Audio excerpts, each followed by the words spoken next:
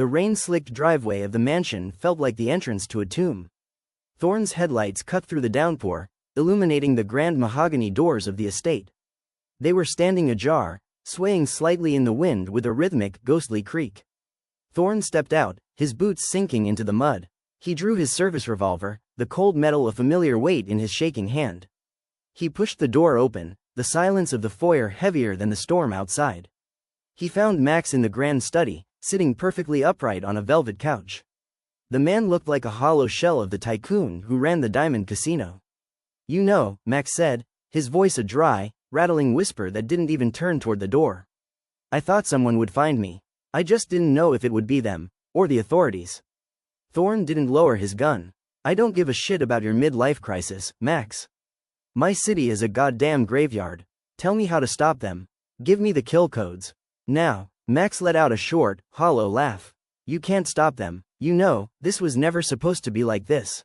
Thorn's flashlight beam caught the glint of steel. Max was holding a silver revolver in his right hand, his knuckles white. He never looked at the detective, but the words that started spilling out of his mouth carried the cold, jagged weight of the absolute truth.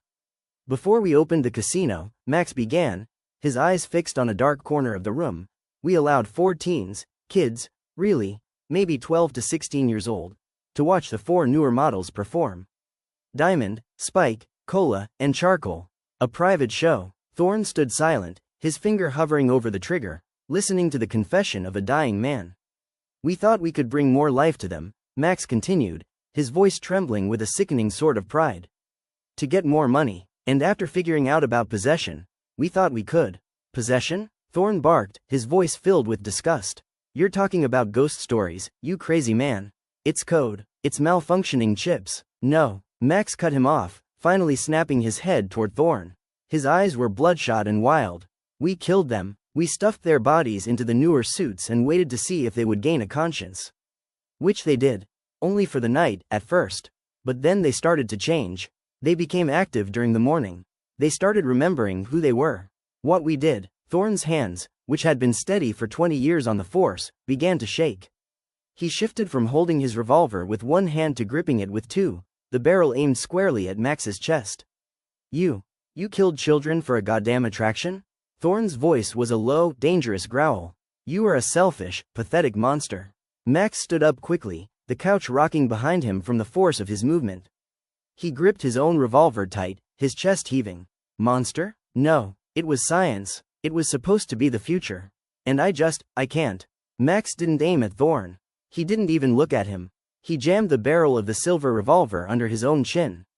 Bang! The flash of the muzzle briefly illuminated the room, followed by the wet, heavy thud of Max's body collapsing onto the expensive rug.